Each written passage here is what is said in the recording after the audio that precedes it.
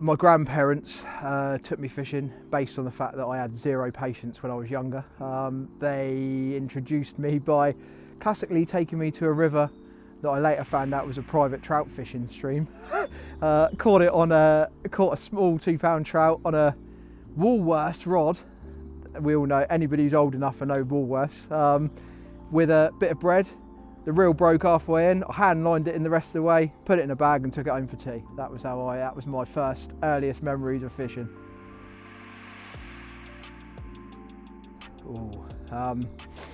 All the cliches, I suppose. I was a sponge for anything in the magazines when I was younger, obviously books and various other things. Most people generally are sort of governed by your Terry Earns, your Dave Lanes, people like that. They were the sort of people that I suppose, aspired to be, I suppose is the word, but yeah, later realised that I'd never have the time. But yeah, they certainly catch them. They were obviously natural anglers. Oh, good one that. Yeah, my 16th birthday, I'd managed to convince my grandparents to take me fishing. For my birthday, my first night fishing session, I was probably about 10. We decided that we were going to use night lights on floats for it all night. It absolutely hammered down from about 6 in the evening till midnight. I got absolutely soaking wet, but I caught loads of tension crucians. So yeah, that certainly shaped my fishing. And yeah, it was a hell of a session. Nice classic little estate lake, couple of acres, lily pads everywhere. Your classic archetypal tension crucian fishery. So yeah, very good memories in my childhood, that one. Yeah, so I've been doing it, God, a long time, 20 years nearly now. It has grown considerably from a consultancy company where I used to go out after work and at weekends to help people on lakes, to a full-time beast employing people basically. We've now got fisheries, a couple of different fisheries. My long-standing partner Sarah obviously runs those on a day-to-day, as well as Swimbooker. And yeah, we've got 3 fisheries now. We've also got a fish feed company, which obviously we're the sole distributor of a fish feed Lagusant pellet. So yeah, CMCS fishfeeds.com. And we've got fish farms, so we also do that. So as a few of my clients call me, I'm the Tesco's of carp. If anybody needs anything, they generally come to me and we can usually supply it, or at least know where to get it from. So it's a big company now. It's become a bit of an animal, to be honest. It was a natural progression. Obviously we've got, like, as I said, a couple of other lakes. This one was a real gem, tucked away, as you can probably or hopefully hear on the audio. The sound of bird song, the very quiet nature of it, the very natural place that it is what inspired me to create it into something that was really good. We're basically trying to harness that. It's going to be a very natural venue for anglers that appreciate that, and like I say, you will see pictures, and I'm sure you'll see plenty of video of this place over the coming years that you'll understand quite what we're trying to create. But yeah, it's a massive place in my heart that we're going to try and keep as natural as possible, and hopefully people appreciate it for that. Lakes are never complete. You can probably see the look of sheer stress and anguish in my face. I've been making swims and tidying things up with the team today. Lakes are never complete. There's always stuff to do. There's always little tweaks you can make. We've been spreading seed around, wildflower seed. It's always something we can be creating, but it's harnessing the natural environment here is the key, trying to keep it as nice and as scenic as possible for everybody to enjoy and everybody to walk along and go, this is what carp fishing used to be. That's what I remember it as. It's changed a bit in the last 10 years, but this is what I remember carp fishing used to be 20 years ago.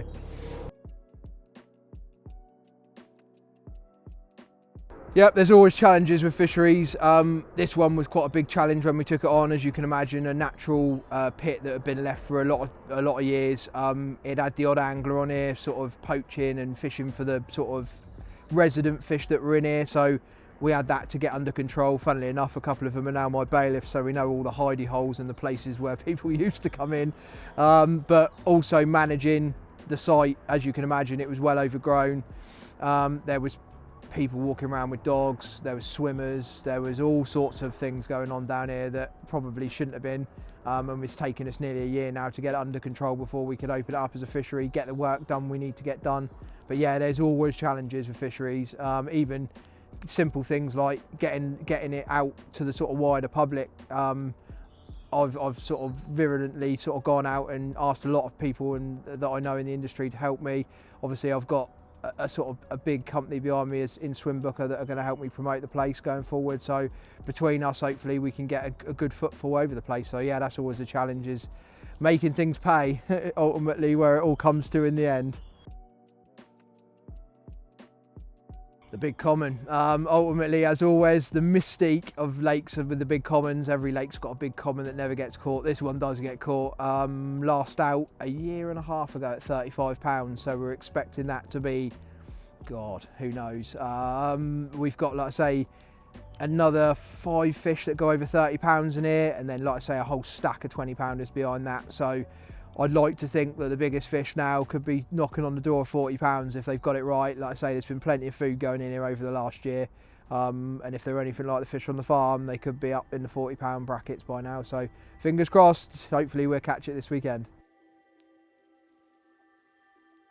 Probably being the angler that I am, I work pretty hard most of the week. I try my hardest not to go too far from the car if I can help it. My back don't put up with it these days.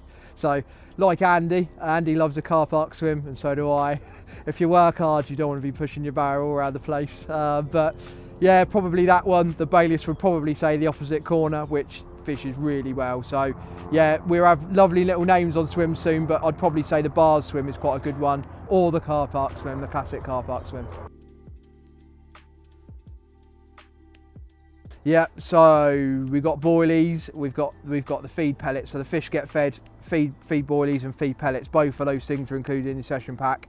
We've got obviously the pop-ups, which obviously are a blend of flavours that I've worked on for a long time.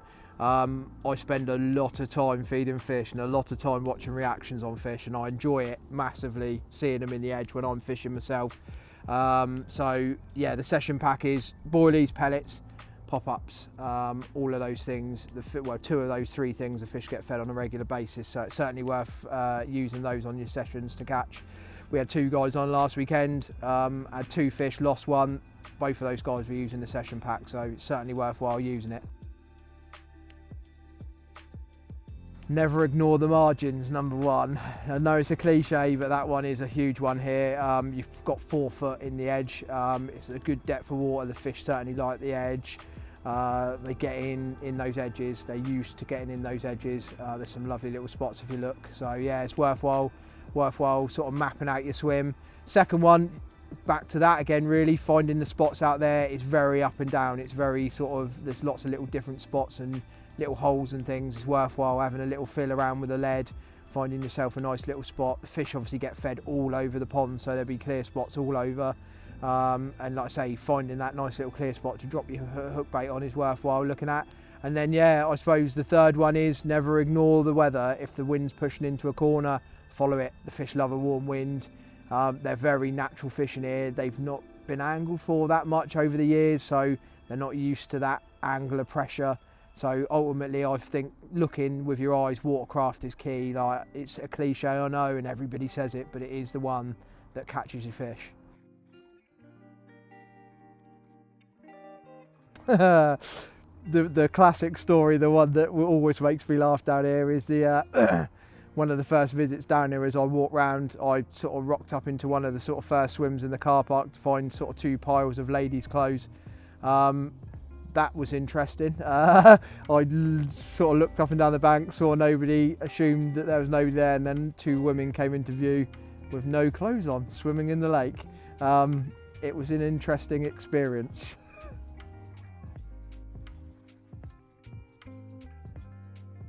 me and Sarah spend a massive amount of our time making sure anglers are happy. Sarah more so than me these days, because I'm so busy and charging around doing so many different things, fish feed, fisheries, various other things. But Sarah's very, very keen on getting people reviews, asking anglers how they got on, coming back to you if there's any problems, making sure you have a really good experience. For us, the customer's number one, and we always look to make sure that those people are happy when they've left the fishery, and like I say, during their stay, if there's anything we can help you with, whether that be the bailiffs, whether that be Sarah, by all means pick the phone up, send us an email. We're more than happy to help any time of the day, 7 days a week. Unfortunately, fisheries are a 7-day-a-week thing, 365 days of the year. We work a lot. So yeah, we very rarely get time off, but we're always happy when anglers send us free photos of fish, happy that they've caught. Obviously we've got other fisheries. the main thing to know obviously is, yeah, we've got other lakes. We're always happy to talk to people about what we've got here, what we've got elsewhere. Like I say, we're always happy to help people with catching fish, whether that be on any of the Swimbooker lakes, on our lakes, or on their own lakes elsewhere. If you ever need a hand, you're ever having problems with your fishing, you're struggling, you need a helping hand. I've seen a lot of situations in angling where people haven't caught or are struggling, and I've given them a bit of an insight. Having spent a lot of time up to my neck in water with fish swimming all around me during my work, I've got to see quite a lot of different things and understand fish and their habits. So I'm always available. If you ever want to send me a message on Instagram, Facebook, look me up, TikTok, any of those things, I'm more than happy to help people catch fish, enjoy my fisheries, or just, like I say, go out and enjoy angling. Ultimately, we spend a lot of time, Sarah very much so, doing tuitions on lakes for children and getting children into the sport. That for us is key. We really want the future of this sport to be good, and we want kids to get involved in it. So yeah, we spend a lot of time putting our time and effort and money into growing the sport for kids.